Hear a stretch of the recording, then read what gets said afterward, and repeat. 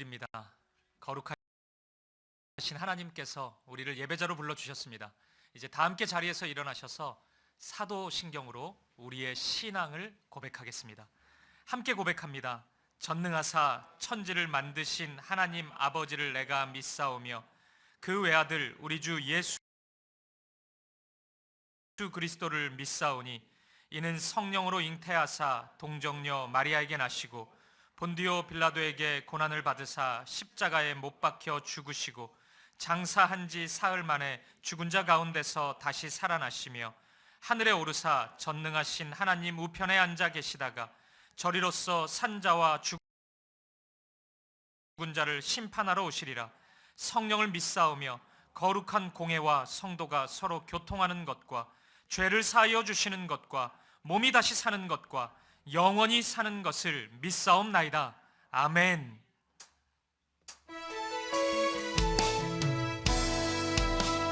우리의 마음과 정성과 뜻을 다하여 신실하신 하나님을 찬양하며 나아갑니다. 신실하신 하나님, 신실하신 하나님, 신실하신 주, 나의 주 하나님은 신실하신 주님. 주님 보좌 앞에 나아가 주님 보좌 앞에 나아가 참된 안식과 기쁨 난 누리겠네. 경배하며 주의 얼굴 구할 때 신실하신 주님 잘 신실하신 하나님, 신실하신 하나님, 신실하신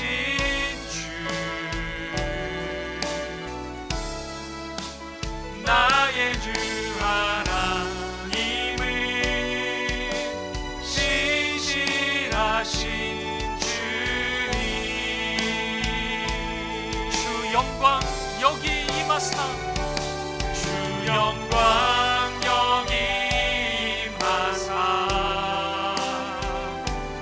열방 향해 그 빛 비추소서.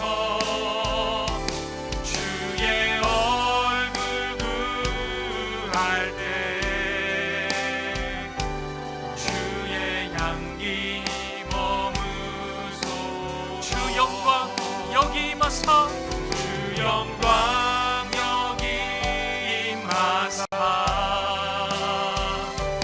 열방 향해 그 빛 비추소서. 주의 얼굴 구할 때 주의 향기 머무소. 예배합니다. 예배합니다.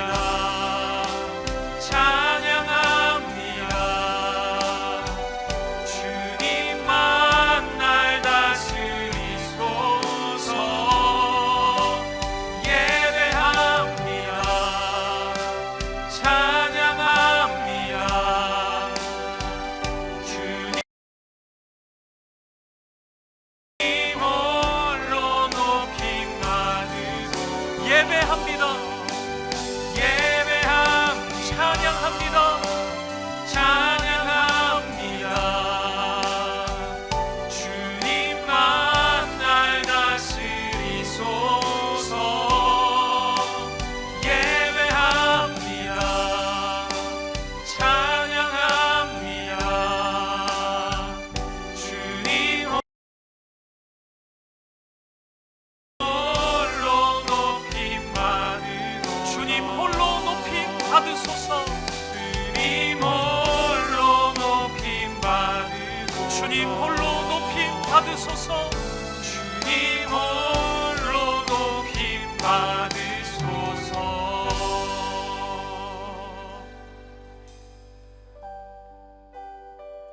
예배자로 합당치 못한 우리의 삶을 십자가 앞에 내려놓으며 예배를 위하여 부르짖어 기도하기를 원합니다.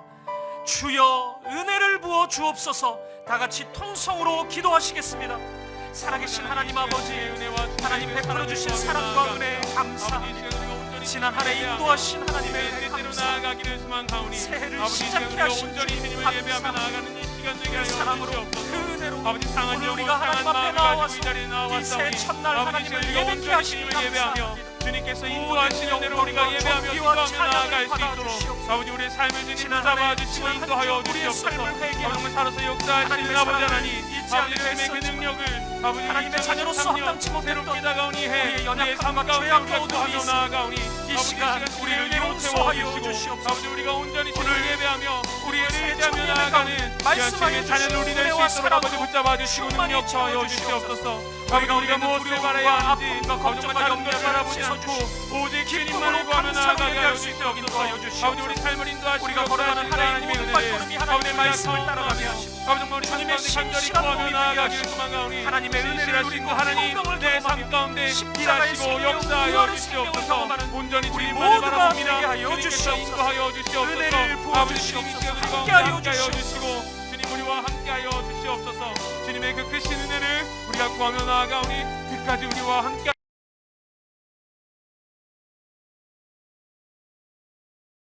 하여 주시고 인도하여 주시옵소서.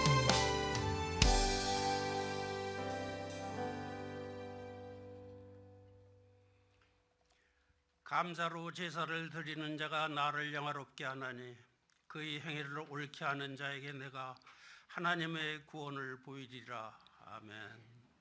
하나님 아버지, 거룩한 주님의 복된 날, 저희를 건강한 몸으로 2023년 새해 첫날 신년 감사 예배를 드릴 수 있도록 불러주심에 감사드립니다. 저희들 항상 부족하고 연약하여 죄악된 모습들 많고 넘어지기 쉬우나 아버지의 신실하신 사랑에 힘입어 예배의 자리에 나올 수 있음을 고백합니다. 저희를 불쌍히 여겨 주옵소서. 이 시간 온 마음과 뜻을 다하여 전심으로 예배 드릴 때 아버지께서 기뻐 받으시는 예배가 되도록 은혜 내려 주옵소서. 아버지 하나님, 사김의 교회를 위해 기도드립니다. 지난해 4월 사김의 교회 창립 예배 후 8개월여간 말씀이 흥왕하고 갈급한 영혼들 많이 모이게 하심에 감사와 찬양을 드립니다. 새로운 역사를 써가며 여기까지 인도해 주신 에바네셀의 하나님, 우리의 생각보다 더 큰 일들을 행하신 하나님, 이제 새해에도 사김의 교회를 통해 크고 놀라운 일들을 행하실 하나님을 찬양하며 감사드립니다. 저희 교회 공동체를 향하신 아버지 하나님의 아름다운 꿈이 저희 모든 성도의 비전이 되기를 기대하며 소망합니다.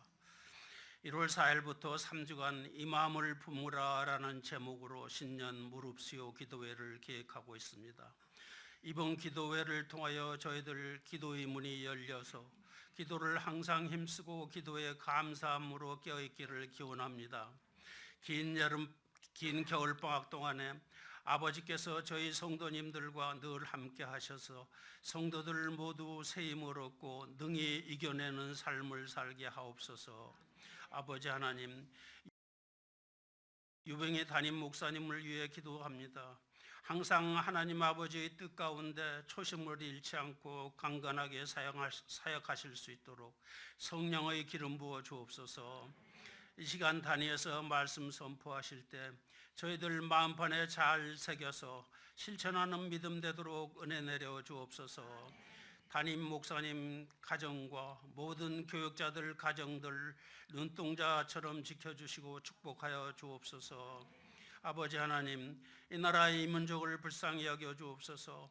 대적의 위협으로부터 우겨싸움을 당하지 않게 보호해 주옵소서. 모든 국민의 옳은 길을 위하여 하나 되게 하옵소서. 이 땅의 분열과 대립, 모든 어두움이 사라지고 참된 평화가 이루어지도록 도와 주옵소서. 오늘도 주님의 몸된 교회를 위하여 곳곳에서 수고하시는 손길들 기억하여 주옵소서. 예배의 모든 순서를 성령님께 의탁하옵고 살아계신 우리 주 예수님의 이름으로 기도드립니다. 아멘.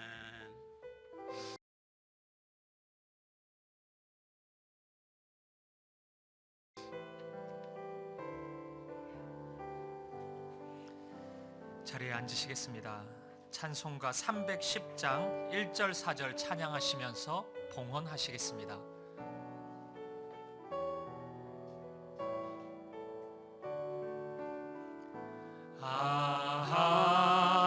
하나님의 은혜로 있을 데 없는 자 왜 구속하여 주는지 난 알 수 없도다. 내가 믿고 또 의지함은 내 모든 형편 아시는 주님 늘 보호해 주실 것을 나는 확실히 아네. 주 언제 강림하실지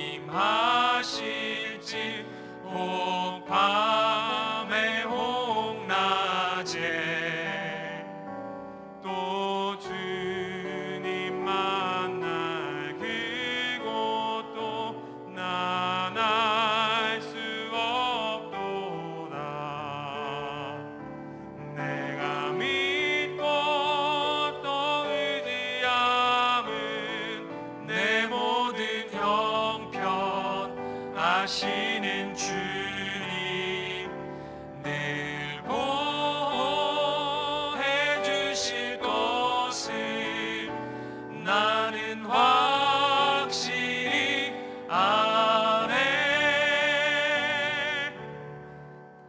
존귀하신 아버지 하나님, 우리에게 베풀어 주신 은혜, 사랑에 감사하여 이 시간 예물 드립니다. 드려진 물질이 오직 십자가 사랑과 부활의 생명을 전하는 도구가 되게 하시고, 특별히 미자립교회 수많은 교회들이 믿음으로 함께 일어설 수 있는 통로가 되게 하여 주옵소서. 혹 드리고 싶은 마음 가득하나 손이 비어 드리지 못한 성도들 있다면 성도들의 삶의 형편과 마음을 붙잡아 주옵소서. 예수 그리스도 이름으로 기도합니다. 아멘. 아멘. 2부 예배 오신 여러분들 환영하고 축복합니다. 우리 앞뒤 좌우에 있는 성도님들 바라보시면서 인사 나누도록 하겠습니다.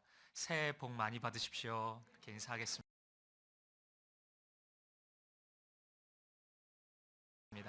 새해 복 많이 받으십시오. 새해 복 많이 받으십시오. 교회 소식 몇 가지 확인해 드리도록 하겠습니다. 주보 이면 알립니다를 보시면 됩니다. 오늘 예배는 신년 감사 예배입니다. 신년 감사 헌금은 미자립교회를 돕는 사역에 사용될 예정입니다. 우리 다가오는 수요일부터 3주 동안 신년 무릎 수요 기도에 진행됩니다. 우리 새해를 말씀과 기도로 함께 출발할 수 있었으면 좋겠습니다. 우리 헌금에 대한 기부금 영수증 발급 안내입니다. 다가오는 수요일부터 교회 홈페이지를 통해서 직접 발급 가능합니다. 안내가 잘 돼 있으니까요. 핸드폰으로도 가능하고 또 홈페이지로도 가능합니다. 그래서 직접 발급 받으시면 되고요. 혹시 헌금 내역이 좀 문제가 있거나 좀 의문사항이 있으시면 거기에 문의하실 수 있고요. 또 이리저리 복잡해서 힘들겠다 하시면 교회에 전화 주십시오. 제가 미리 뽑아 놓겠습니다. 그래서 전달을 해드리도록 하겠습니다. 그리고 어제 송구영신 예배 때도 말씀을 드렸는데 1월, 2월 성경 말씀 통독할 수 있는 말씀 읽기표를 우리 나가시다가 꼭 가져가 주시고요. 그래서 내일부터 하루에 3장 또는 4장씩 말씀을 계속 읽을 수 있기를 바랍니다. 제가 하자는 대로 하면은 진짜 일독이 됩니다. 그래서 2달씩 끊어서 나눠드리는 이유가 있어요. 2달 정도는 결단됩니다, 우리가. 그래서 6번만 결단하면 되니까 우리가 말씀을 함께 공동체가 함께 읽도록 하겠습니다. 그 외의 광고는 주보를 참조해 주시면 좋겠습니다. 우리 하나님 말씀 보도록 하겠습니다. 이 시간 우리에게 주신 하나님의 말씀은 구약성경 다니엘서 1장 1절부터 9절까지 말씀입니다. 오늘도 우리 다 함께 자리에서 일어나셔서 이 말씀 한 절씩 교독하도록 하겠습니다. 제가 먼저 1장 1절 말씀을 읽겠습니다. 유다 왕 여호와김이 다스린 지 3년이 되는 해에 바벨론 왕 느부갓네살이 예루살렘에 이르러 성을 에워쌌더니 주께서 유다 왕 여호야김과 하나님의 전 그릇 얼마를 그의 손에 넘기심에 그가 그것을 가지고 신할 땅 자기 신들의 신전에 가져다가 그 신들의 보물 창고에 두었더라. 왕이 환관장 아스부나스에게 말하여 이스라엘 자손 중에서 왕족과 귀족 몇 사람 곧 흠이 없고 용모가 아름다우며 모든 지혜를 통찰하며 지식에 통달하며 학문에 익숙하여 왕궁에 설 만한 소년을 데려오게 하였고 그들에게 갈대아 사람의 학문과 언어를 가르치게 하였고 또 왕이 지정하여 그들에게 왕의 음식과 그가 마시는 포도주에서 날마다 쓸 것을 주어 3년을 기르게 하였으니 그 후에 그들은 왕 앞에 서게 될 것이더라. 그들 가운데는 유다 자손 곧 다니엘과 하나냐와 미사엘과 아사랴가 있었더니 환관장이 그들의 이름을 고쳐 다니엘은 벨드사살이라 하고 하나냐는 사드락이라 하고 미사엘은 메삭이라 하고 아사랴는 아벳느고라 하였더라. 다니엘은 뜻을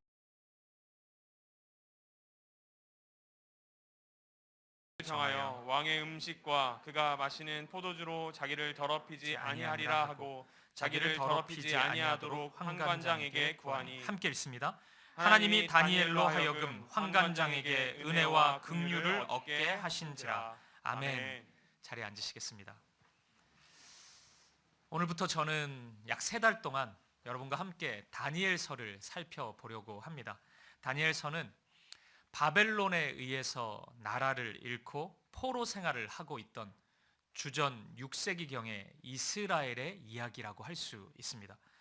모든 것을 잃어버리고 나라도 빼앗기고 그 어떤 소망도 가질 수 없는 현실이었습니다. 이런 절망스러운 상황 속에서 믿음을 가진 사람들은 어떻게 생각하고 어떻게 반응해야 할까요? 오늘 다니엘서는 우리에게 그 질문에 대한 답을 제공하고 있습니다. 근데 다니엘서에 나타나는 매우 놀라운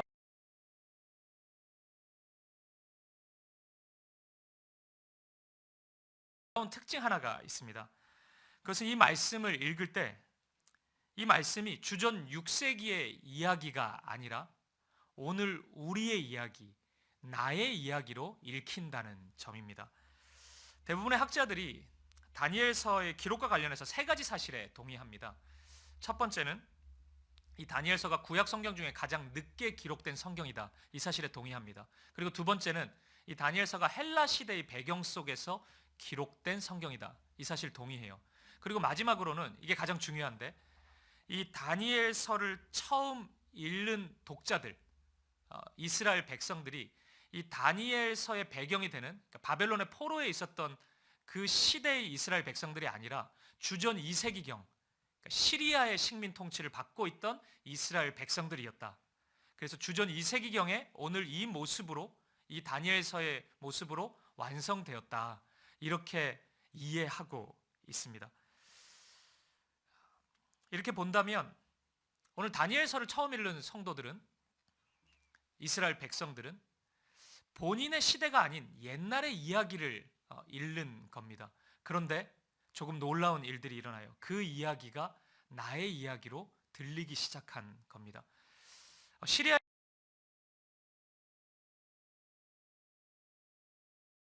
통치를 받고 있었던 이스라엘 백성들, 처음에 시리아의 통치자는 안티오코스 3세였습니다. 이 사람은 이스라엘 백성들에게 세금을 많이 걷긴 했는데 그렇게 나쁜 사람은 아니었습니다. 그런데 이 사람의 후계자인 안티오코스 4세는 이스라엘 백성들의 입장에서는 악인 중에 악인이었습니다. 4가지 면에서 그랬는데 첫 번째는 안식일을 없애버렸습니다. 이스라엘 백성들이 하나님을 예배할 수 있는 기회가 사라져 버린 거죠. 두 번째는 이스라엘 백성들이 하나님을 예배하기 위해 만들어 놓은 그 성전을 제우스 신전으로 다 바꾸어 버렸습니다. 그러니까 하나님을 예배할 장소를 또 잃어버리기 시작했습니다. 세 번째는 이스라엘 백성들이 이 율법에 의해서 부정한 음식을 먹지 않았는데 그것을 강제적으로 먹도록 했습니다. 그리고 마지막 4번째는 이스라엘 백성들이 날마다 읽고 묵상했던 성경을 없애버렸습니다. 이 안티오코스 4세가 이런 일을 행한 거예요. 그래서 어떤 신학자는 이 안티오코스 4세를 가리켜서 주전 2세기경에 아돌프 히틀러다, 이렇게, 루돌프는 사슴코죠. 아돌프 히틀러다, 이렇게 이야기도 합니다. 그러니까 악인 중에 악인이었던 겁니다. 주전 2세기경에 있었던 이스라엘 백성들은 이런 현실 속에서 이 다니엘서를 처음 읽게 된 겁니다. 근데 이 400년 전의 이야기인데 이 성경을 읽으면 읽을수록 새로운 경험을 하는 거예요. 이 이야기가 주전 6세기경의 이야기가 아니라 지금 우리의 이야기구나, 이렇게 깨닫기 시작하는 겁니다. 이 이야기가 이 바벨론의 느부갓네살의 이야기가 아니고 지금 시리아의 안티오코스 4세의 이야기구나. 지금 이 이야기가 다니엘의 이야기가 아니고 오늘 나의 이야기구나, 이렇게 읽히기 시작한 겁니다. 그리고 시대가 흘러도 이 다니엘서를 읽을 때의 이 신비한 일들은 여전히 유효합니다. 무려 2600년이 지난 오늘 대한민국에 살고 있는 저와 여러분이 읽어도 이 이야기가 오늘 우리 교회를 향한 이야기이고 우리 가정을 향한 이야기이고 나의 이야기로 읽히게 된다는 것입니다. 오늘날 2023년 이 대한민국 현실 속에서 예수를 믿는다는 것, 그리스도인으로 산다는 것은 결코 만만치 않은 일입니다. 비록 우리 눈앞에 느부갓네살이나 안티오코스 4세와 같은 아주 강력한 악인이 포착되는 것은 아니지만 이 사회 속에 존재하는 모든 시스템과 제도는 우리의 신앙을 격려하기보다는 우리의 믿음을 무척이나 우습게 여기는 경향이 있습니다. 수많은 사람들이 그렇게 믿음으로 살다가 무엇을 얻을 수 있겠느냐 조롱하고 비난합니다. 또 어떤 사람들은 너만 착한 척하며 사냐, 그냥 너도 너의 욕망대로 살아가라, 이렇게 윽박 지르기도 합니다. 그런데 이 2600년 전의 이야기인 다니엘서는 오늘 2023년을 살고 있는 우리에게 이렇게 말씀합니다. 이런 극단적인 세상 속에서도, 이런 어두운 현실 속에서도 하나님을 향한 신앙 고백의 여지는 충분히 있으며 이 세상을 주관하는 자는 이 세상의 힘과 권세를 잡은 어떤 특정한 몇 사람에 의한 것이 아니라 오직 하나님이 이 세상을 통치하신다는 사실을 우리에게 너무나 분명히 말씀해 주고 있습니다. 세상에 동화되든지 아니면 세상으로부터 도피하든지 이 두 가지 갈림길밖에 없다고 생각하는 많은 이들에게 얼마든지 믿음으로 세상을 변화시키는 삶을 살 수 있다고 우리에게 강력히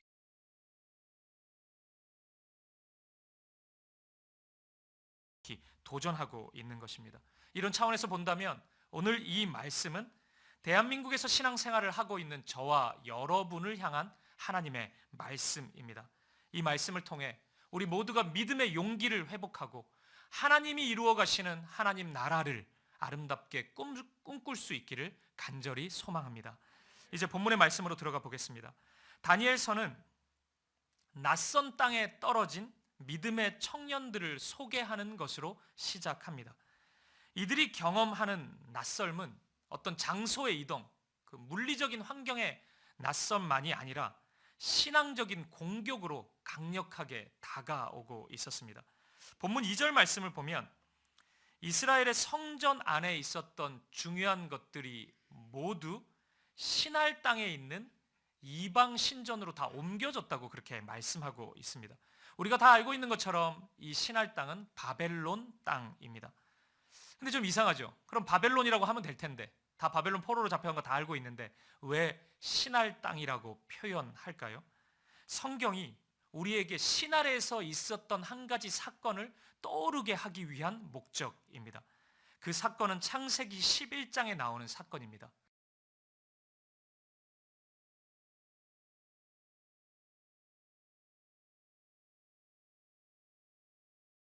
바벨탑 사건입니다.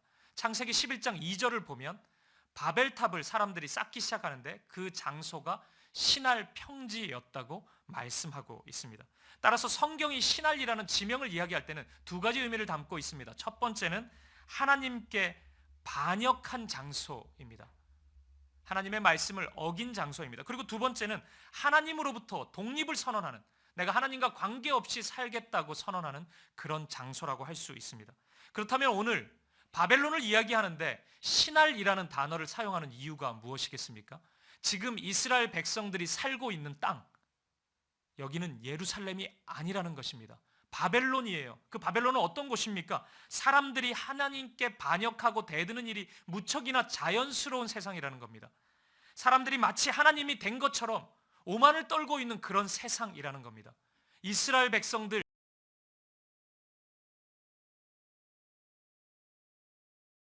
너희가 지금 살고 있는 땅은, 또 오늘 우리에게 말씀하죠.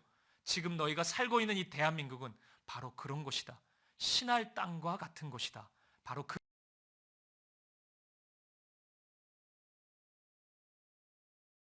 메시지를, 그 말씀을 우리에게 전해주고 있는 것입니다.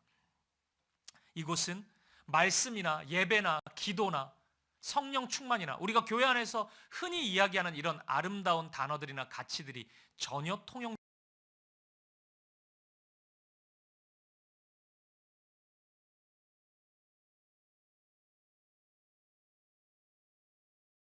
않는 세상입니다. 이런 이야기를 하면 아무도 알아듣지 못합니다. 그리고 비아냥거립니다. 이스라엘 백성들이 그 한복판에 내던져진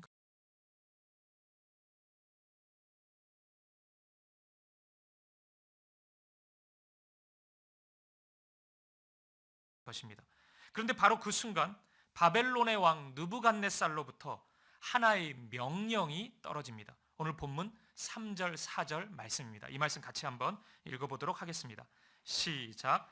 왕이 환관장 아스부나스에게 말하여 이스라엘 자손 중에서 왕족과 귀족 몇 사람 곧 흠이 없고 용모가 아름다우며 모든 지혜를 통찰하며 지식에 통달하며 학문에 익숙하여 왕궁에 설 만한 소년을 데려오게 하였고 그들에게 갈대아 사람의 학문과 언어를 가르치게 하였고. 아멘. 이스라엘 백성 중에서 용모가 뛰어나고 똑똑한 젊은이들을 선발하겠다고 선언합니다. 아마도 이 명령은 이스라엘의 젊은이들 사이에서 큰 반향을 일으켰을 것 같습니다. 지금 식민 통치의 상황인데 세상적으로 본다면 드디어 이스라엘의 젊은이들도 출세할 수 있는 길이 열린 것 아니겠습니까? 어떤 청년들은 어떻게 해서든지 여기에 뽑혀야 되겠다 이런 생각을 가질지도 모르겠습니다. 우리가 이 시대의 사람이라면 우리는 뽑힐까요? 쉽지 않겠죠. 그러니까 철저한 오디션 과정을 통해 가지고 아주 소수 정예의 인원이 이 왕립 학교에 입학할 수 있는, 바벨론의 학교에 입학할 수 있는 기회를 얻게 된 것입니다. 본문 5절을 보면은 이 소수의 인원을 이 왕립 학교에 입학시켜서 3년 동안 가르쳤다고 말씀하고 있습니다. 우리가 인생 속에서 이 3년의 시간은 굉장히 큰 시간입니다. 우리가 무언가를 열심히 해보려고 할 때 이 3년 정도의 시간을 두고 최선을 다하면 어느 정도의 결과가 나타납니다. 그냥 시간 보내는 거 말고 진짜 힘을 다해서 3년을 하면 어떤 결과물이 나타나요. 그래서 뭐 1만 시간의 법칙 이런 이야기도 있지 않습니까? 그 정도의 시간을 투자하면 변화가 됩니다. 그러니까 무슨 이야기입니까? 이 바벨론의 왕립 학교에 이 청년들이 입학했다는 것은 3년의 시간을 보낸다는 것은 그들의 생각과 가치관과 생활 방식이 다 바벨론화 되었다는 겁니다. 철저히 바벨론이 원하는 사람으로 길러지고 있었다는 사실입니다. 세상적으로 보면 성공이 보장된 것처럼 보이지만, 여기 뽑혔으니까 축하받을 일처럼 보이지만, 신앙적으로 본다면 자신의 정체성을 완전히 잃어버릴 수밖에 없는 그런 현실이었던 것입니다. 그런데 바로 그 순간 그 중에 4명의 청년들로부터 매우 독특한 돌출 행동이 나타납니다. 오늘 본문 8절의 말씀입니다. 우리 같이 한번 읽어보겠습니다. 시작. 다니엘은 뜻을 정하여 왕의 음식과 그가 마시는 포도주로 자기를 더럽히지 아니하리라 하고 자기를 더럽히지 아니하도록 환관장에게 구하니. 아멘. 다니엘이라는 청년이 갑자기 왕이 내려주는 음식을 먹지 않겠다고 선언합니다. 이 본문에는 다니엘만 거절한 것처럼 보이는데 계속 말씀을 읽다 보면 다니엘 외에 3명이 더 있습니다. 다니엘과 3 친구가 이 음식을 거절합니다. 좀 이상하죠. 그 왜 거절할까요? 학교 다니면 이게 뭐 급식 같은 건데 그냥 주면 먹으면 되지.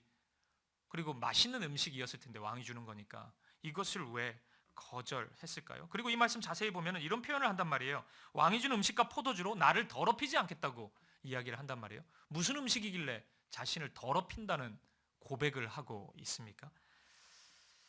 이들이 이렇게 고백한 이유가 있습니다. 다니엘서 계속 읽다 보면 11장 26절에서 왕에게 목숨을 다하고 다 바쳐서 충성을 맹세하는 사람들을 가리켜서 그의 음식을 먹는 자들 이렇게 표현합니다. 지금 음식을 제공한다는 것은 그냥 밥 한 끼 잘 먹고 공부 열심히 해라 이런 격려의 차원이 아닙니다. 이것은 하나의 언약식입니다. 목숨을 걸고 평생을 왕을 섬기는 자로 살겠다는 약속의 행위입니다. 그리고 자신의 삶을, 육체를 살아있는 제물로 왕께 바치는 언약식이라고 할 수 있습니다. 따라서 이 다니엘과 세 친구의 거부는 어떤 정치적인 이유나 개인적인 이유로 이 왕의 명령을 거부하는 것이 아닙니다. 전적으로 믿음 때문에 나타난 행동이었습니다. 하나님을 섬기는, 하나님만을 왕으로 인정하고 섬기는 우리의 입장에서 어떻게 바벨론의 왕인 느부갓네살을 왕으로 섬길 수 있겠습니까? 저는 그럴 수 없습니다. 그렇게 선언하고 있는 신앙의 고백인 것입니다. 정말 대단한 믿음이죠. 지금 그냥 평상시에 이런 고백이 나온 게 아니고 자칫 잘못하면 죽을 수 있는, 단칼에 죽을 수 있는 그런 위기의 상황, 극한의 상황에서 이런 신앙의 고백을 이들은 하고 있는 것입니다. 그런데 저는 이 지점에서 좀 궁금한 것들이 생겼어요. 한 3가지 정도 질문이 생기더라고요. 그래서 이 질문의 답을 찾아가는 방식으로 남은 설교를 제가 좀 진행해 보도록 하겠습니다.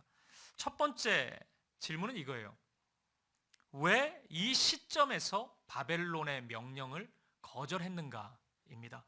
무슨 말이냐면 지금 다니엘과 세 친구는 지금까지 바벨론의 것들을 다 받아들이고 있었습니다.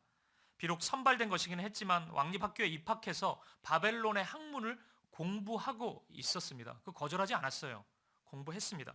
그리고 본문 7절을 보면 다니엘과 세 친구의 이름이 다 바뀌어요. 이 바뀐 이름이 그냥 예쁜 이름이 아니고 바벨론의 이름입니다. 그 이름 다 보면 바벨론의 신을 이렇게 경배하는 이름들이거든요. 그러니까 이름도 다 바꿔요. 그것도 다 허용합니다. 창씨 계명을 한 거예요. 거기까지도 허락했는데, 그러니까 많은 부분을 다 허락하고 그냥 인정하는 것처럼 살다가 갑자기 거절을 하려면 처음부터 하든지 왜 지금 이 순간에, 그리고 가장 중요한 명령, 가장 강력한 명령 앞에서 이들은 거절한 것일까요? 왜 그 명령을 이 순간에 거부한 것일까요? 저는 여기서 매우 중요한 한 가지 사실을 발견합니다. 그것은 이 세상을 살아가는 그리스도인의 정체성에 관한 것입니다. 여러분, 우리는 하나님의 부름을 받았지 않습니까? 우리는 어디에서 살도록 부름을 받았죠? 천국입니까? 아닙니다. 이 세상에서 살도록 부름을 받았습니다. 우리가 만약 천국에서 살도록, 지금 천국에서 살도록 부름을 받았다면 우리는 지금 빨리 죽어야죠. 빨리 죽어야 천국 가죠. 근데 오늘 살아있는 거 보니까 이 땅에서 살도록 부름을 받은 것이 분명한 것 같습니다. 내가 왜 이 나라에서 태어났나 싶겠지만 이 대한민국에서 살도록 부름을 받은 것입니다. 내가 왜 이 집안에서 태어났나 싶겠지만 이 가정에서 살도록 부름을 받은 것입니다. 이 세상에서 살도록 부름을 받았습니다. 그런데 여러분, 동시에 우리가 기억해야 될 것은 이 세상 안에서 살도록 부름을 받았지만 이 세상에 속한 자로 부름을 받지는 않았다는 것입니다. 이 세상에서 사는데 이 세상에서 살아가는 수많은 사람들처럼 세상의 가치로, 세상의 방식으로 살도록 부름을 받지는 않았다는 것입니다. 고린도전서 1장 2절을 보면 교회의 정체성에 대해서 바울 사도가 이런 말씀을 합니다. 제가 한번 읽어볼게요. 고린도에 있는 하나님의 교회. 고린도 교회를 이렇게 설명하고 있습니다. 첫 번째 뭐예요? 고린도에 있는 교회라고 바울은 이야기합니다. 고린도 교회는 그 위치가 고린도 안에 있는 거예요. 고린도라는 세상 안에 있는 교회입니다. 갑자기 천국에 있는 교회가 아닙니다. 천상의 교회가 아니에요. 현실 세상 속에 있는 교회입니다.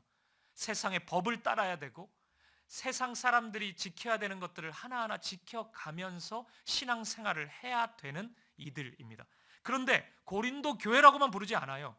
고린도에 있는 하나님의 교회, 이렇게 말하고 있습니다. 고린도에 있는데 그 정신이, 그 삶의 방식이 고린도 사람이 되어서는 안 되는 겁니다. 고린도에는 있지만 하나님의 교회입니다. 하나님의 사람입니다. 하나님의 말씀에 의해서 견인되는 공동체이어야 합니다. 하나님의 말씀에 순종하며 살아가야 합니다. 그것이 교회고 그것이 성도라고 말씀하고 있는 것입니다. 사랑하는 여러분, 저와 여러분 모두가 이 세상에서 부름을 받았다는 것을 꼭 기억하십시오. 우리가 하루는 천국에 갔다가 하루는 이 땅에서 살다가 그러지 않습니다. 어제도 이 세상에서 살고 오늘도 이 세상에서 살고, 예언을 해보죠. 내일도 이 세상에서 살게 될 것입니다. 이 세상에서 살아간다는 것은 이 세상에 있기에 해야 되는 일들이 있습니다. 직장인들은 직장에서 일해야 합니다. 학생들은 공부해야 합니다. 너무 슬프지만 해야 돼요.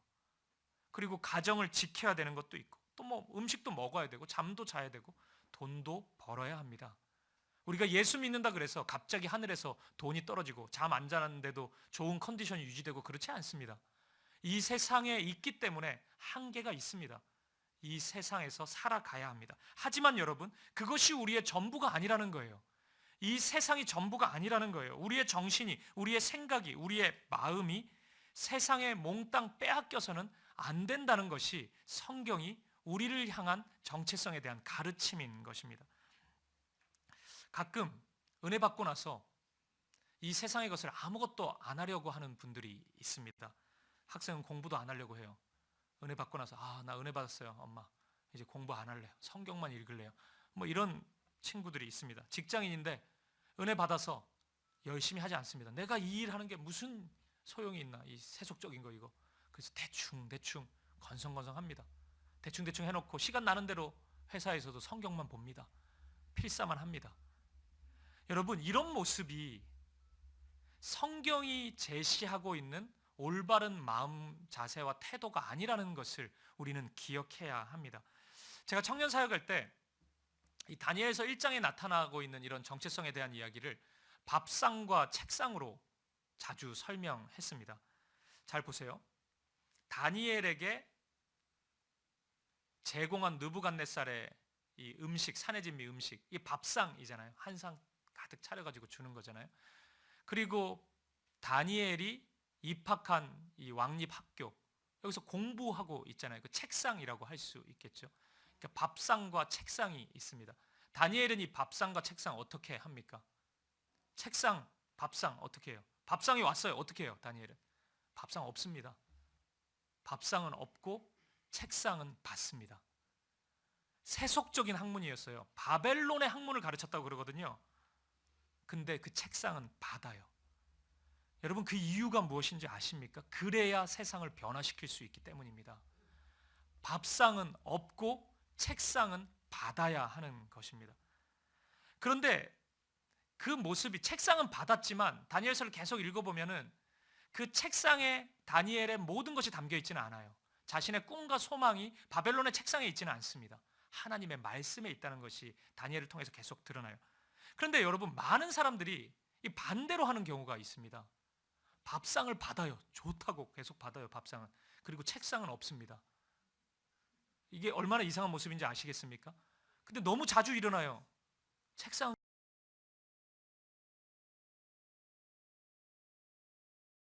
계속 엎어요. 그리고 내 정체성을 지키겠대요. 잘했다 그래요. 근데 밥상, 그 정신은 자꾸 받아먹습니다. 그래서 매사에 내 생각과 마음이 세속적입니다.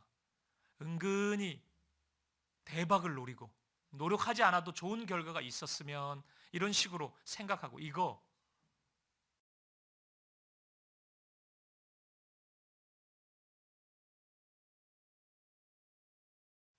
밥상을 자꾸 받기 때문이죠. 그리스도인으로서 나타날 수 있는 아름다운 덕성들이 없고, 미움, 다툼, 시기, 질투 이런 것들이 교회 안에서도 끊임없이 나오고, 매사에 시세 중심적이고 재테크 중심적이고 그런 것들이 내 생각에 가득 차 있고 이거 밥상 계속 받기 때문입니다. 그러면서도 책상은 자꾸 없고 열심히 하지 않고 세상 사람들이 보기에도 너무 게으른 모습이고 그런 식으로 살아가는 성도들이 너무 많다는 것입니다. 여러분, 그러면 아무것도 할 수 없습니다. 이 세상 그 어떤 것도 변화시킬 수 없습니다. 여러분, 오늘 우리의 모습을 돌아보아야 합니다.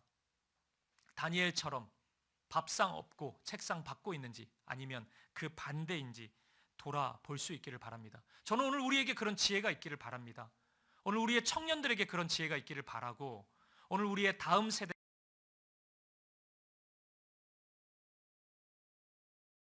자녀들에게 그런 지혜가 있기를 바랍니다. 느부갓네살의 밥상은 과감하게 엎어버리고 책상은 받고 그 현실을 하나씩 변화시킬 수 있는 믿음의 정체성을 가진 저와 여러분 되기를 간절히 소망합니다. 두 번째 질문 있습니다. 오늘 본문 9절에 나오는 질문입니다. 9절 말씀을 같이 한번 보실까요? 시작.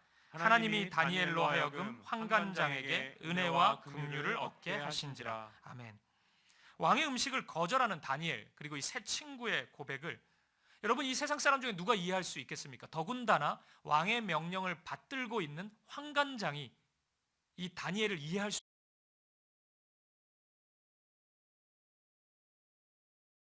있겠습니까? 왕의 명령이 전해졌는데 나 그거 안 하겠습니다. 그것을 그 중간에서 그래라 이렇게 얘기하는 것이 쉽습니까? 아무리 생각해도 너무 어려운 일 아닙니까? 그런데 이 환관장은 다니엘의 요청을 기꺼이 받아들이고 있습니다. 다니엘은 환관장에게 채식을 제안해요. 우리가 채식을 해보겠습니다. 그 산의 진미를 먹지 않겠습니다. 그래도 우리의 얼굴이 더 밝아지고 건강한 모습을 증명해 보이겠다고 그렇게 제안합니다. 여러분, 오늘날과 같으면 이 제안이 타당해요. 이 채식이라는 것은 다 섬유질 음식이기 때문에 우리의 간이나 위, 내장 이런 것을 굉장히 깨끗하게 만들어줍니다. 그래서 얼굴이 밝아지고 채식을 하게 되면 피부가 깨끗해집니다. 동안 피부가 거기서 오는 겁니다. 우리 피부를 돌아봐야 됩니다.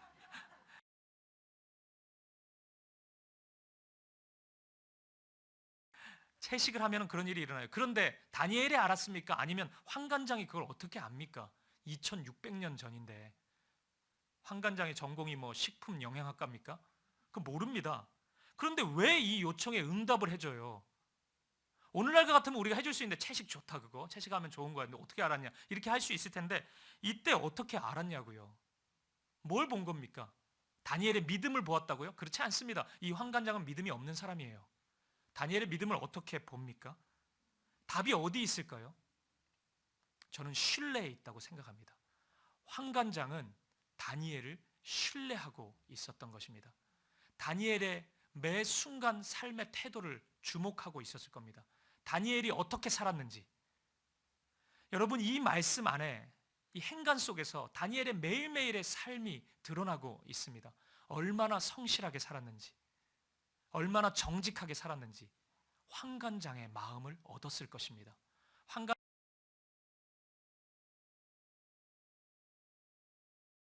환관장은 저 친구는 믿을만 하구나.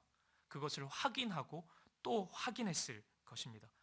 다니엘 안에 있는 이 세 친구들 안에 있는 그 선함과 진실함이 하나님을 알지 못하는 지극히 세속화된 환관장의 마음도 움직였다는 사실, 여러분 이것을 꼭 기억하십시오. 그리고 이런 모습에 우리의 삶의 작은 방향성이 있다고 저는 확신합니다. 여러분, 우리가 믿음대로 온전히 살기만 하면 그 믿음의 인정은 믿음이 있는 사람들 뿐만 아니라 불신자들의 마음도 움직일 수 있다는 사실을 기억하십시오. 얼마든지 일어날 수 있습니다. 저와 여러분의 삶 속에 시작되는 2023년의 삶 속에 이런 열매가 나타나기를 간절히 소망합니다. 우리로 하여금 가정 속에서 믿지 않는 남편의 변화가 일어나고 믿지 않는 아내의 변화가 일어나고 믿음의 자리에서 한 걸음 물러서 있는 우리의 자녀들의 변화가 일어나기를 바랍니다. 우리를 통하여서 우리 부모님의 변화가 일어나고 직장 생활 가운데 직장 동료가 변화되고 직장 상사가 변화되고 우리 옆집에 살고 있는 철수 엄마가 변화되고 다 변화될 수 있습니다. 여러분, 이 말씀 앞에 온전히 서 보십시오. 그리고 이 말씀이 여러분을 강력히 도전하기를 원합니다. 환관장의 마음. 환관장이 왜 목숨을 겁니까? 여기에 환관장의 마음까지도 움직일 수 있는 힘이 다니엘로부터 나왔습니다. 우리 모두가 그런 아름다운 삶을 살 수 있기를 간절히 축복합니다. 그리고 마지막 질문 하나입니다. 다니엘과 이 세 친구들은 이런 위기의 순간 어떻게 해서 목숨을 건 이 결단을 할 수 있었을까요? 좋아요. 아름다운 결단이죠. 아름다운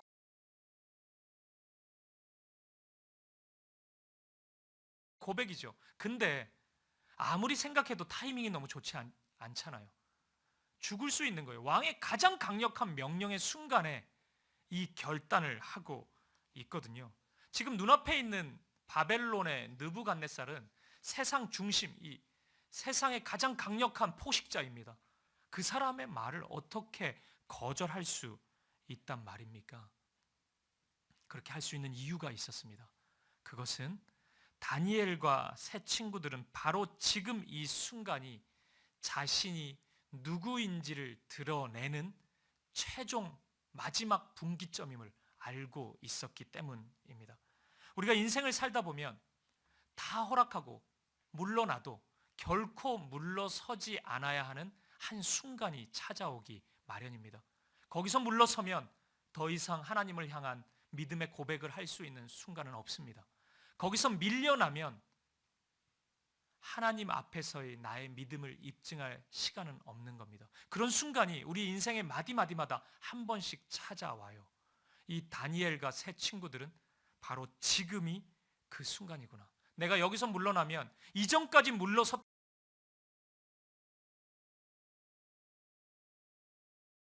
것과는 다르게 하나님을 포기하는 것이구나. 하나님과 상관없다고 마지막으로 고백하는 순간이구나. 그것을 알고 있었던 것입니다. 일제시대 우리가 잘 알고 있는 주기철 목사님, 신사참배를 거부하고 순교당하시죠. 그런데 이 주기철 목사님의 그 기록을 좀 보면 놀라운 부분이 하나 있습니다.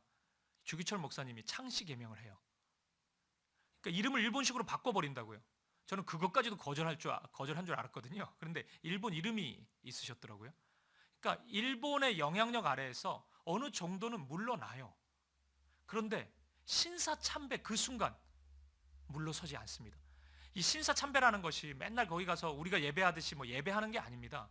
신사 앞에서 고개 숙이면 됩니다. 인사 한번 하는 거예요. 그래서 수많은 교회들이, 대부분의 교회들이 그 신사참배를 인정합니다. 우리가 속해 있는 이 교단, 이 대한민국에서 제일 큰 장로교단이라고 얘기하거든요. 공개적으로 선언해요. 신사참배는 죄가 아니라고. 그건 우리가 적극적으로 실행해야 되는 일이다. 그렇게 선언합니다. 그래서 이 교단에 있는 모든 성도들이 신사참배 했습니다. 그런데 주기철 목사님은 그 순간 그 인사 한번 하면 되는데 그거 거부하거든요. 알았던 겁니다. 거기서 물러서면 하나님을 향한 신앙의 고백은 더 이상 없습니다. 한국 교회를 지킬 수 있는 길이 없다는 것을 목사님은 알았던 겁니다.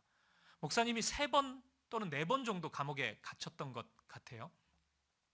어느 날 감옥에 갔을 때는 일제가 이 주기철 목사만 넘어오면은 교회가 무너질 것 같은데 참 어렵네 이래서 아주 악랄한 방법을 사용합니다. 주기철 목사님의 사모님과 어머니를 눈앞에 데리고 와서 고문하기 시작합니다.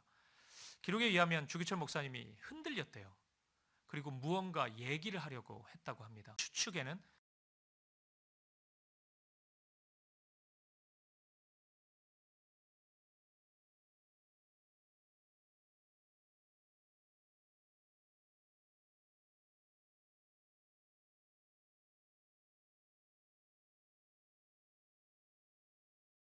믿음을 부인하려고 했던 것 같습니다.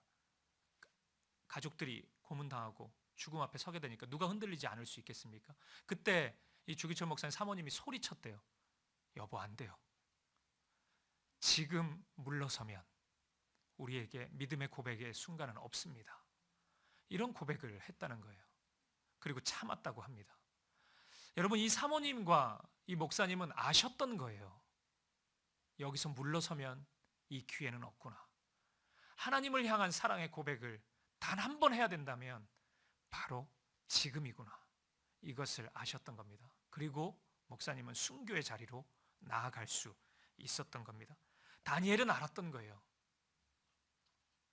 공부도 하고 창시계명도 하고 다 했는데 거기까지는 알겠는데 이제는 안 된다는 것을 알았습니다. 이거 받아 먹으면 내 영혼까지 하나님이 아니라 세상에게 파는 것임을 다니엘은 알았던 것입니다. 여러분, 저와 여러분의 삶 속에도 이런 순간이 한 번씩 분명히 올 것입니다. 저의 인생 속에도 있었습니다. 그 중에 하나가 1998년 군에 입대했을 때입니다. 신병으로 갔고 자대 배치를 받았습니다. 큰 회식을 하더라고요. 술을 마셔야 되는 순간이에요. 갈등이 돼요. 술을 받아 마셔야 되나 말아야 되나, 어떻게 해야 되지? 제 앞에까지 순서가 오는데도 갈등이 되더라고요. 결단을 했습니다. 거절을 했어요. 그리고 그날 밤에 말로 다 할 수 없는 구타를 당했습니다. 너무 그날을 잊을 수가 없어요. 근데 놀라운 일이 일어나더라고요. 아무도 교회를 가지 않았는데 어느 날 저녁을 얼마 앞둔 병장 한 명이 저한테 오더니 내가 해야 될 일 하나를 발견했다. 내가 사실은 군에 오기 전에는 교회 다녔는데 여기서는 교회를 안 갔는데 너를 교회 데리고 가는 것이 내 일인다는 걸 알았다. 이렇게 얘기를 하더라고요. 그리고 그 다음 주부터 교회에 갈 수 있었습니다. 제가 이 군대 시절에 한 3년을 생각해 보면 그 순간이 분기점이었던 것 같아요. 제가 신앙을 지키고 하나님을 예배할 수 있었던, 제 인생 속에서도 이런 일들이 몇 번 있었어요. 바로 그 순간 나의 결단 진짜 힘들었지만 내가 믿음의 결단을 했기 때문에 아름다운 일들이 나타난 것이구나. 우리의 삶 속에 이런 일들이 나타납니다. 우리가 세상에 살기 때문에 넘어질 수 있죠. 또 어느 정도 세상의 것들을 양보할 수 있고 받아들일 수 있죠. 그런데 절대 안 되는 순간이 분명히 있습니다. 여러분, 그 순간이 바로 오늘이거든, 올해이거든, 인생 속에 이 한 해가 바로 그 순간이거든. 믿음으로 나아가 보십시오. 하나님의 놀라운 일들이 분명히 우리 가운데 나타나게 될 것입니다. 한 가지만 더 나누겠습니다. 오늘 본문에는 다니엘이 이런 지혜, 바로 이때가, 지금이 바로 그때다, 지금이다, 이것을 알 수 있는 지혜, 이 지혜를 가질 수 있었던 이유가 은닉되어 있습니다. 다니엘과 세 친구의 현재 이름은 다 바벨론식의 이름입니다. 다 그렇게 불리고 있습니다. 벨드사살, 다니엘이 그렇게 불리고 있는데 이게 다 그 바벨론의 신 벨을 찬양하는 거거든요. 아벤느고, 이게 느고의 종이다, 이런 뜻이에요. 그러니까 이 네 명 다 바벨론식의 이름, 바벨론의 신을 찬양하는 이름이 현재의 이름입니다. 그런데 오늘 본문은 이 네 친구를 소개할 때 먼저 바벨론의 이름을 언급하지 않습니다. 사라져버린 이름, 이스라엘, 유대 땅에서 불렸던 그 이름으로 소개하고 있습니다. 다니엘, 하나님이 재판하신다. 하나냐, 하나님은 은혜로우시다. 미사엘, 누가 하나님과 같은가.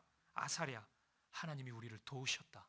이 이름으로 이 네 친구를 소개하고 있습니다. 그리고 이 이름은 곧 이 네 명의 청년들이 이 이름대로, 이름의 정체성대로 하루하루의 삶을 살았음을 우리에게 보여주고 있는 장면입니다. 나는 지금 바벨론에 있지만, 바벨론의 학문을 공부하고 있지만 나는 하나님으로부터 온 자이다. 하나님이 나의 아버지가 되시고 나는 그분의 자녀이다. 이 정체성으로 다니엘과 세 친구들은 하루하루를 살아가고 있었던 것입니다. 그 정체성이, 그 신앙의 고백이 어느 순간, 위기의 순간에 어디까지를 허용하고 어디까지는 물러서지 않아야 되는지 그 지혜를 허락해 주었다는 사실입니다. 로마서 12장 2절 말씀을 보면 이런 말씀이 있습니다. 이 말씀 같이 한번 읽어보죠. 시작. 너희는 이 세대를 본받지 말고 오직 마음을 새롭게 함으로 변화를 받아 하나님의 선하시고 기뻐하시고 온전하신 뜻이 무엇인지 분별하도록 하라. 아멘. 이 유명한 말씀을 제가 문답 형식으로 좀 바꾸어 보았습니다. 질문과 답으로요. 두 가지 질문을 제가 해볼게요. 첫 번째는 이겁니다. 이 말씀 안에서 찾아보세요. 어떻게 하면 하나님의 뜻을 우리가 알 수 있습니까? 이 말씀 안에서, 방금 읽었던 로마서 12장 2절에서 찾아보세요. 어떻게 하면 우리는 하나님의 뜻을 알 수 있죠? 이 세대를 본받지 않고 마음을 새롭게 하면 됩니다. 그러면 하나님의 뜻이 드러나요. 그럼 반대의 질문을 던져볼게요. 그럼 우리가 이 세대를 본받게 되면 어떻게 돼요? 이 본받는다는 건 동화되는 건데, 이 컨폼인데, 폼이 똑같아지는 건데, 방식, 가치 이런 것들이 다 세상과 똑같아지면 그럼 어떻게 되냐고요? 그렇죠. 하나님의 선하시고 기뻐하시고 온전하신 뜻을 알 수가 없습니다. 많은 분들이 하나님의 뜻을 궁금해하세요. 목사님, 저의 삶 속에서 하나님의 뜻이 무엇인지 모르겠습니다. 여러분 분명히 기억하십시오. 세상의 길, 세상에 동화되지 않으면, 구별되면 하나님의 뜻이 보입니다. 하나님의 뜻이 계속 안 보이거든 우리의 삶을 돌아보십시오. 얼마나 많은 부분에 세상의 길을 걸어가고 있는지 우리의 삶을 점검하면 거기에 답이 있습니다. 사랑하는 여러분, 믿음의 정체성을 가지십시오. 습관적으로 따라갔던 세상의 방식, 세상의 모습이 있다면 오늘 이 다니엘서, 우리 사김의 교회 새해 첫 번째 주일 말씀으로 하나님이 허락해 주셨다면 오늘 이 해가 바로 그 정체성을 확인하는 해입니다. 세상과 동화되는 모습을 멈추고 믿음의 지조를 지켜보십시오. 하나님을 향한 사랑의 고백을 마음으로만 하지 말고 삶 속에서 나타내 보십시오. 그러면 하나님의 선하시고 기뻐하시고 온전하신 뜻이 여러분의 삶 가운데 밝히 드러나게 될 것입니다. 말씀을 마무리하겠습니다.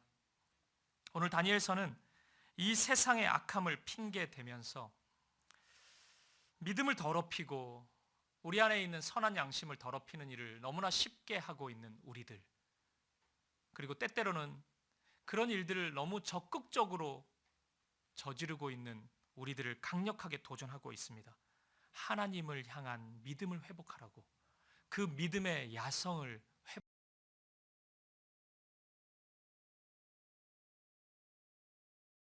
회복하라고 우리에게 강력하게 도전하고 있습니다. 사랑하는 여러분, 이 세상에 식탁이 있습니다. 느부갓네살이 주는 식탁이죠. 그거 너무 기분 좋게 먹지 마십시오. 그거 쉽게 받지 마십시오. 그거 기회라고 생각하지 마세요. 그거 사라져버리면 아무것도 먹지 못한다고요? 아닙니다. 또 다른 밥상이 우리에게 전해집니다. 하나님의 말씀입니다. 말씀을 받으면 하나님의 뜻이 보이기 시작합니다.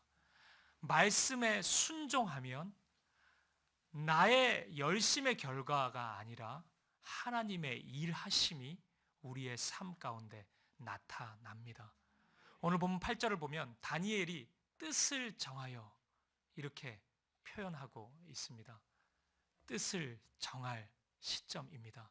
새해 첫날 뜻을 정하십시오. 오직 믿음으로 하나님의 말씀을 먹고 말씀에 순종하는 삶을 살 수 있는 저와 여러분 되시기를. 그래서 하나님의 놀라운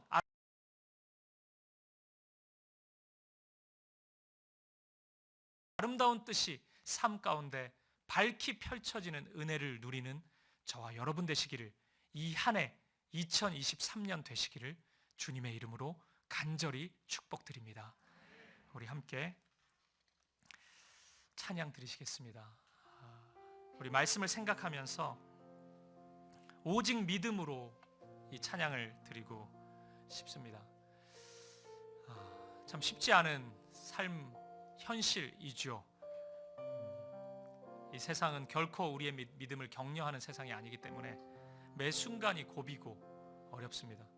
오늘 이 다니엘과 새 친구들, 이 젊은이들의 믿음을 바라볼 수 있기를 바랍니다. 말씀을 읽으면 읽을수록 나의 이야기로 다가오게 돼요. 이 밥상이 바로 이것이구나. 우리 금방 압니다. 거절할 수 있어야 합니다.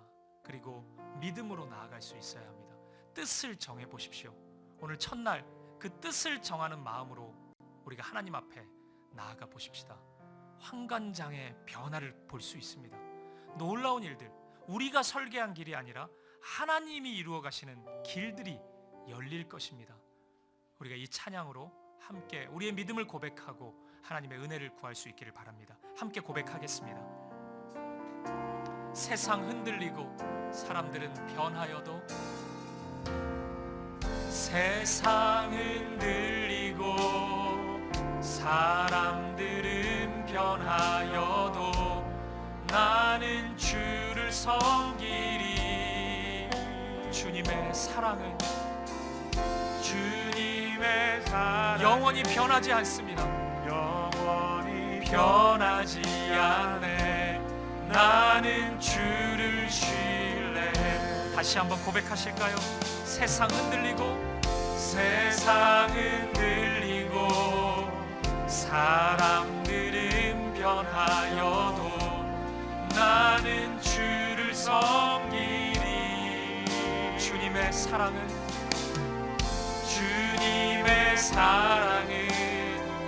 영원히 변하지 않네. 나는 주를 신뢰해. 오직 믿음으로, 오직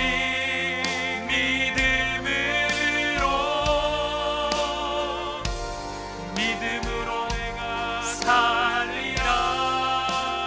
아멘.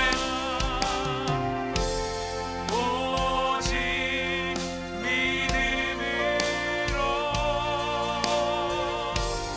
믿음으로 내가 살리라. 믿음 흔들리고,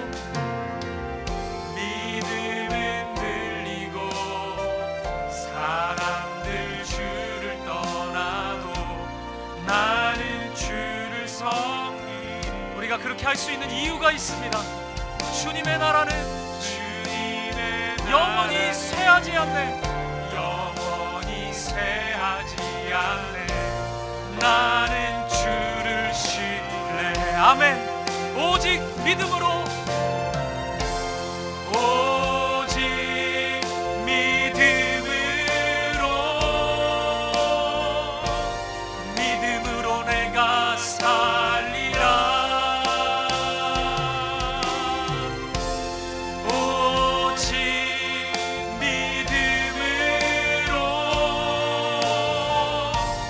믿음으로 내가 살리라. 오직 의인은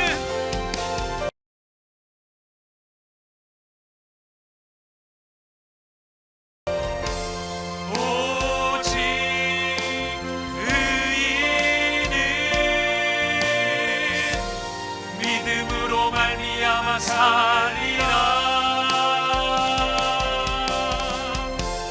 오직 의인은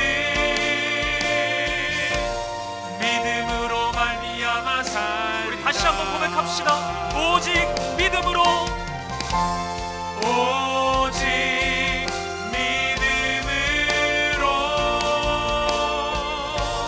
믿음으로 내가 살리라. 오직 믿음으로, 오직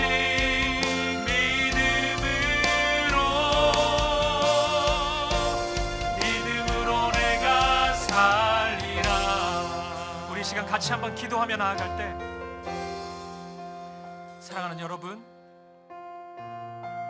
위기의 순간에 그 모든 위기가 다 똑같은 것은 아닙니다. 우리가 때때로 어떤 부분은 물러서는 지점이 있을 수 있지만 우리의 마지막 선이 있는 것이에요. 다니엘은 알았습니다. 그 음식 먹으면, 그거 기분 좋다고 다 받아 먹으면 그 순간 하나님이 계시지 않는다는 것을 알았습니다. 그래서 목숨을 걸고 그 믿음을 지켰던 것입니다. 오늘 하나님께서는 2023년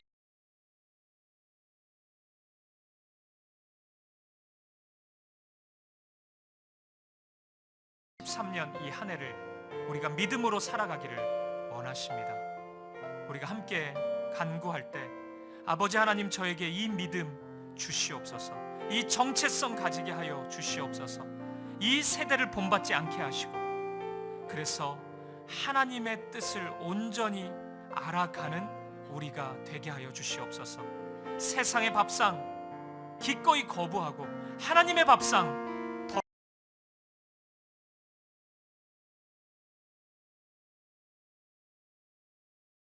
더불어 먹고 마시고 누리는 우리의 2023년 한 해가 되게 하여 주시옵소서. 다니엘처럼 뜻을 정하여 오직 믿음으로 나아갈 수 있는 우리의 삶이 되게 하여 주시옵소서. 우리 한 마음과 한 뜻으로 간절한 마음으로 함께 기도하며 나아가겠습니다. 함께 기도하시겠습니다. 살아계신 아버지 하나님, 오늘 우리에게 이 지혜, 이 믿음을 허락하여 주시옵소서.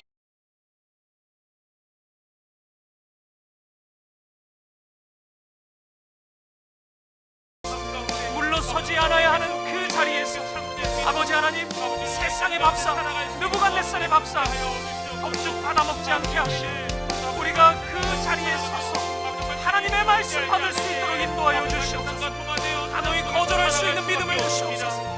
이 세대를 본받지 않는 믿음을 우리에게 주시옵소서. 그래서 아버지, 우리의 삶 가운데 하나님의 선하시고 기뻐하시고 온전하신 뜻이 밝히 드러날 수 있는 우리 한 해의 삶이 되게 하여 주시옵소서. 다니엘처럼 뜻을 정하여 하나님의 말씀으로 믿음으로 나아갈 수 있는 우리가 되게 하여 주시옵소서. 아버지, 우리 한 해의 삶을 주님께 온전히 맡겨드립니다. 주님 이루어 주시옵소서. 주님 역사하여 주시옵소서. 우리의 능력과 우리의 힘이 아니라 우리의 마음과 생각을 의지하지 않겠습니다. 오직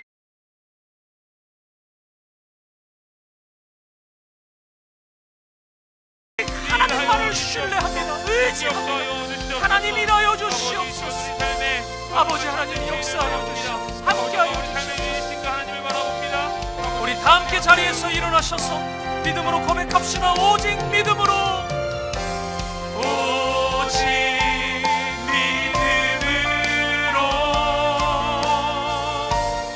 믿음으로 내가 살리라. 오직 믿음으로, 오직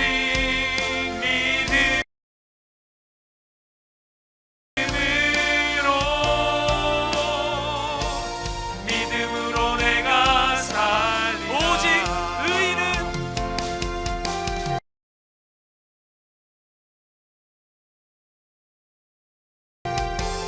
오직 의인은 믿음으로 말미암아 살리라.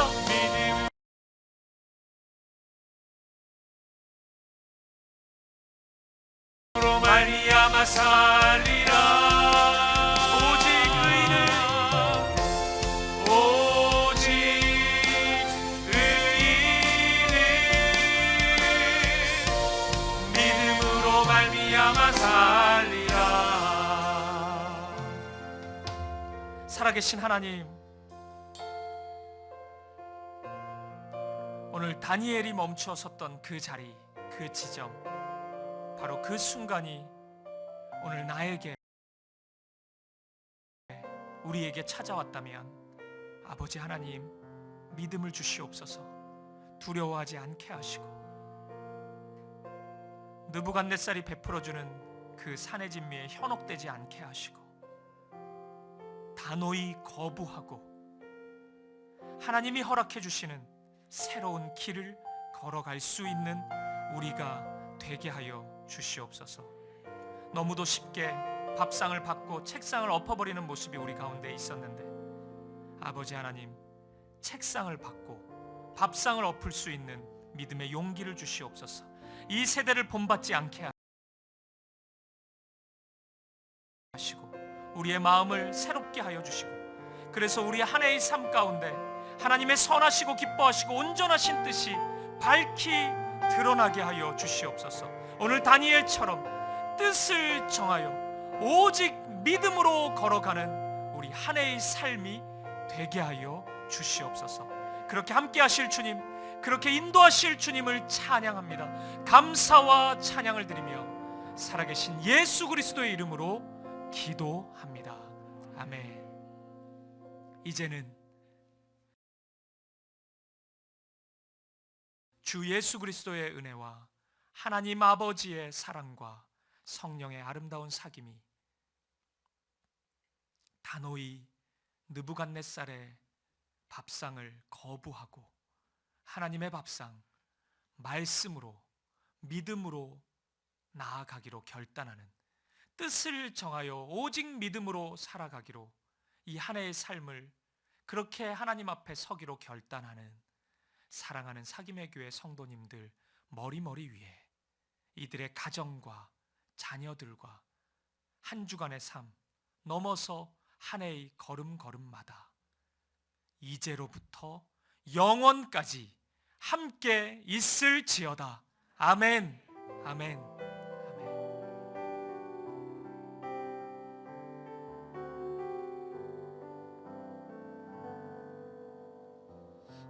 함께 찬양하시면서 삶의 자리로 나아가도록 하겠습니다.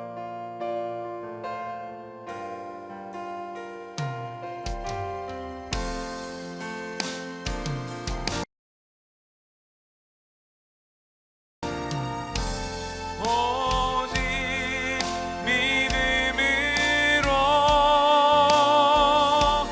믿음으로 내가 살리라.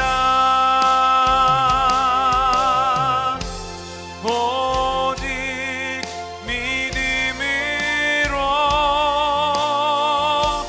믿음으로 내가 살리. 오직 의인은 믿음으로 말미암아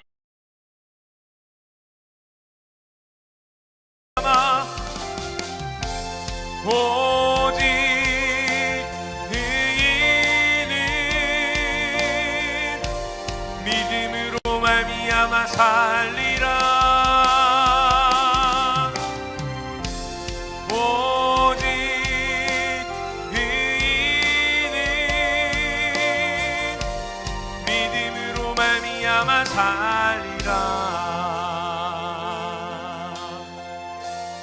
한 주간도 말씀으로 동행하시길